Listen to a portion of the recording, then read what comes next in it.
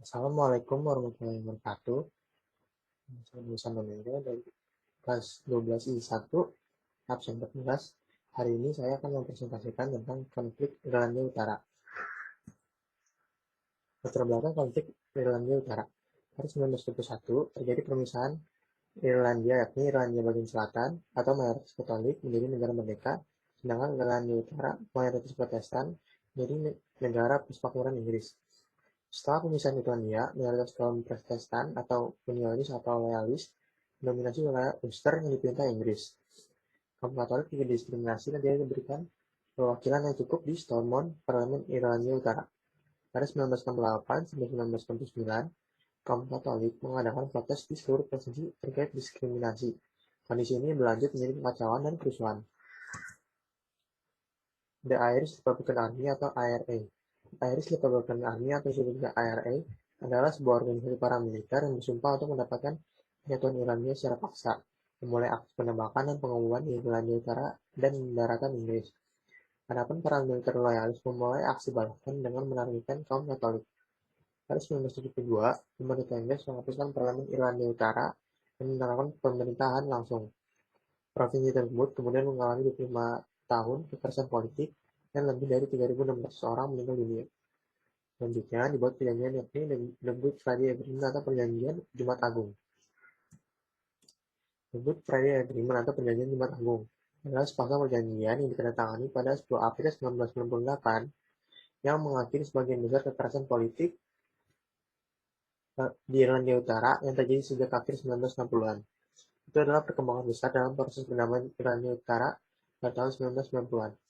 Sistem devolusi pemerintahan Irlandia Utara saat ini berdasarkan pada perjanjian tersebut. Perjanjian tersebut juga menciptakan sejumlah institusi antara Irlandia Utara dan Republik Irlandia, serta antara Republik Irlandia dan Inggris Raya.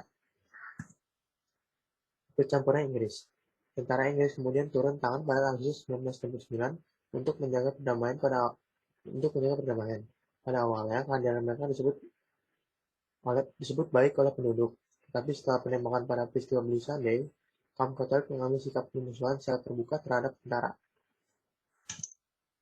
Era 1970-an. Awal hingga pertengahan dekade 1970-an merupakan salah satu era paling berdarah dalam perkembangan konflik Irlandia Utara karena pada masa ini, IRA terutama PIRA sedang giat-giatnya melakukan aksi bersenjata yang ditunjukkan terhadap tentara Inggris dan kaum loyalis. Tanggal 25 Mei 1971 misalnya, PIRA meledakkan bom waktu di markas tentara Inggris di Belfast yang menewaskan seorang utusan Inggris dan melukai 2 tentara Inggris, satu polisi RUC, serta 18 warga sipil. Aksi bersenjata yang juga dilakukan oleh kelompok paramiliter loyalis, terutama UVF yang ditujukan terhadap mereka yang dianggap terlibat dalam jaringan IRA. Salah satunya adalah aksi pengumuman Bar McGurk yang mengakibatkan 15 warga sipil tewas dan 17 lainnya luka-luka. Bloody Sunday. Salah satu peristiwa paling penting dalam dekade 1970-an adalah insiden minggu berdarah yang terjadi pada tanggal 30 Januari 1972 di area Bogside lagi, kota Derry. Ada sejumlah versi mengenai apa yang sebenarnya terjadi dalam peristiwa itu. Banyak versi yang banyak diyakini adalah pihak militer Inggris mendengar bahwa ada sejumlah sniper IRA yang menyamar dalam demonstrasi yang dilakukan Nikra. Kabar tersebut lalu direspon dengan penerjunan pasukan Inggris ke wilayah Bogside Derry, yang kemudian melepaskan tembakan ke arah kerumunan demonstran sehingga 14 orang tewas dan 14 orang tertembak dan 13 lainnya terluka. Pihak tentara mengatakan bahwa mereka hanya beraksi karena diserang lebih dahulu oleh demonstran memakai senapan dan pembakitan. Tetapi klaim itu dibantah oleh saksi mata yang mengatakan tak satu pun dari demonstran yang ditembak membawa atau menggunakan senjata. Dampak dari Bloody Sunday. Lepas dari klaim masing-masing pihak, peristiwa minggu berdarah membawa dampak negatif baik bagi tentara Inggris maupun perkembangan Irlandia sendiri.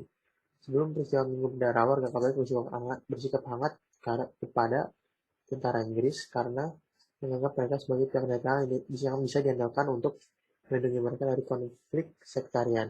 Namun usai peristiwa penembakan tersebut, opini mereka berubah di mana mereka kemudian menganggap pihak tentara tidak ada bedanya dengan kelompok paramiliter Ulster dan polisi RUC yang semena-mena di sisi lain. Berubahnya opini warga Katolik terhadap tentara Inggris membuat perkembangan Trouble semakin rumit. Karena sesudah peristiwa Bloody Sunday, sejumlah orang yang bergabung PIRA bertambah banyak. Politikus William Gregg bahkan mengatakan bahwa pasca peristiwa ini, cara terbaik untuk mengendalikan konflik adalah membiarkan wilayah-wilayah di Irlandia Utara yang didominasi Katolik untuk bergabung ke Irlandia. Anglo-Irish Agreement. Pada November 1985, pemerintah Inggris dan Irlandia menandatangani Anglo-Irish Agreement yang memberikan Republik Irlandia peran konsultif dalam menjalankan Irlandia Utara. Pada Desember 1993, kedua pemerintahan menandatangani deklarasi yang mengatur pembicaraan politik untuk mengakhiri kekerasan. Gencatan senjata antara IRA dan kelompok paramiliter loyalis pada 1994 menimbulkan perdamaian di provinsi ini untuk pertama kalinya sejak akhir 1960-an. Pada 2005, IRA mengatakan bahwa perjuangan bersenjata telah selesai dan meluncurkan seluruh senjata yang dimilikinya, membawa harapan untuk mendapatkan kesepakatan damai. Terima kasih.